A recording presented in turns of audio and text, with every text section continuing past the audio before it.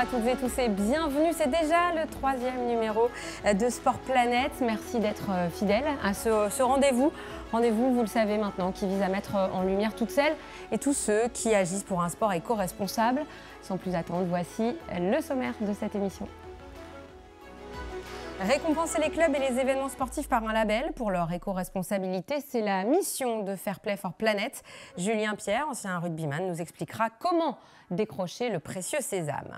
Focus sur un stade spectaculaire et novateur situé dans les Hauts-de-Seine, la Paris Défense Arena s'implique dans la lutte contre le réchauffement climatique. Alexandre Momont, directeur d'ICIT, nous dira comment. Et pour terminer, ce n'est pas un mais deux éco-aventuriers qui seront présents sur ce plateau. C'est en kitesurf qu'Armel Courtois et Martin Thomas découvrent les lacs alpins et alertent sur le recul des glaciers. Ils vont nous raconter dans quelques minutes leurs expériences hors du commun. Voilà pour le programme qui nous attend, programme dense, comme souvent dans Sport Planète. On va débuter tout d'abord avec Julien Pierre, après vous avoir dit bonjour à tous quand même. Ça serait bien que je démarre par être polie cette émission. Julien Pierre avec vous, ancien rugbyman, je le disais, gros palmarès, de nombreux clubs, Bourgoin, Clermont, la section paloise, un titre de champion de France en 2010 et la même année une très belle expérience avec le 15 de France. Et une carrière qui prend fin en 2018 avec déjà, Julien, dans un coin de la tête, cette envie de faire quelque chose pour la planète. La question environnementale vous préoccupe depuis quelques années déjà, au moment où vous mettez fin à cette carrière.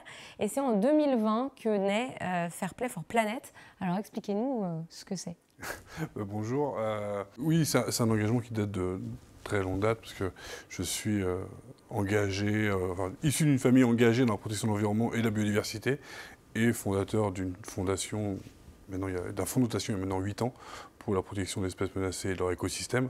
Donc engagé depuis très longtemps dans cette thématique-là, et déjà sensibilisé très jeune à la disparition des espèces menacées à travers le monde. Et quand j'ai arrêté, j'ai voulu lier sport et éco-responsabilité ou protection de l'environnement en créant Fair Play for Planet. Donc on s'est lancé en novembre 2020. Avec Fair Play for Planet, on a développé le label Fair Play, FPFP à destination des clubs, des événements, mais aussi des sites sportifs. Voilà. On va y revenir sur ce label. Alors moi, je suis un club de haut niveau, on ne dirait pas, mais quand même. Je veux ce label. Qu'est-ce que je dois faire? Qu'est-ce que je dois être pour l'obtenir? Déjà nous contacter. Une fois qu'on est rentré en contact, nous on a créé avec l'ADEME, l'Agence de la transition écologique, notre référentiel, 18M, plus de 350 critères, qui est avant tout ce référentiel, un outil structurant de la démarche qui permet pour les clubs qui sont débutants comme experts de pouvoir avancer pas à pas dans qu'est-ce que l'éco-responsabilité, dans quel domaine on peut avancer, comment on peut structurer et valoriser ces engagements. Une fois qu'on a signé ensemble, on vous envoie ce référentiel que vous remplissez, donc ça permet de nous récolter pas mal de données.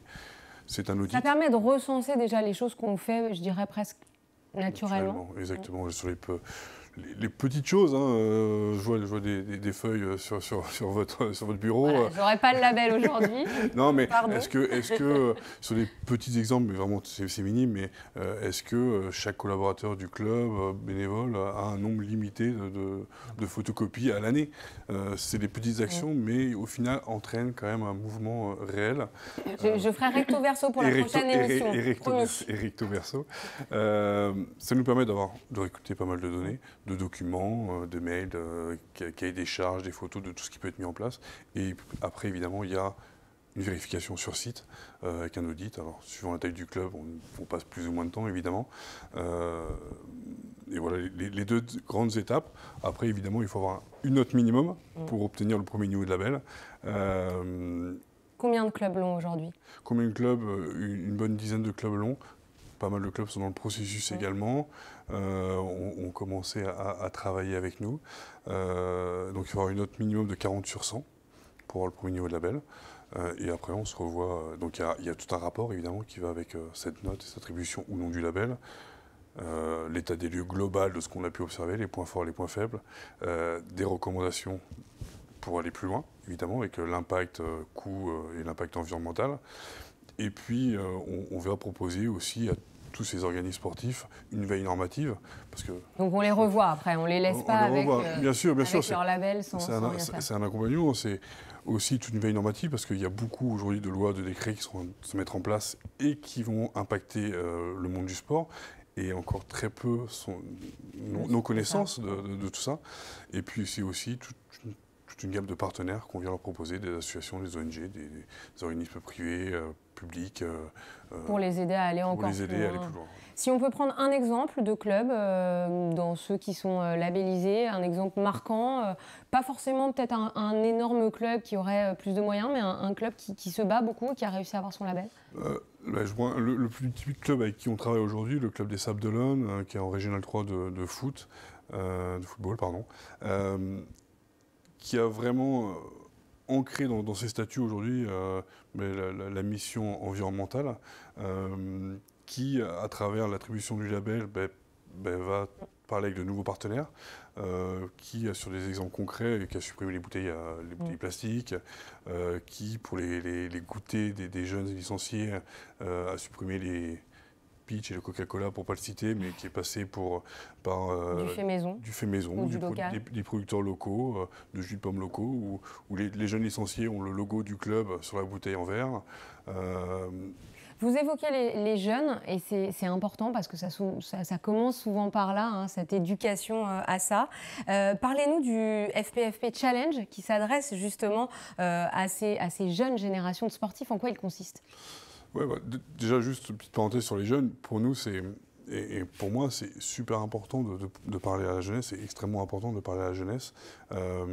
Et on a créé donc avec l'ADEME en partenariat le FPFP Challenge, où j'invite des sportifs de haut niveau. Donc l'année dernière, il y avait Nicolas Karabatic, Léné Corson, Arnaud Assoumani, Paul-Henri Mathieu et Cécilia Berdet, à réaliser des challenges. Alors, ramasser des déchets dans la nature, aller en vélo à l'entraînement, des petits challenges, des petites actions très simples.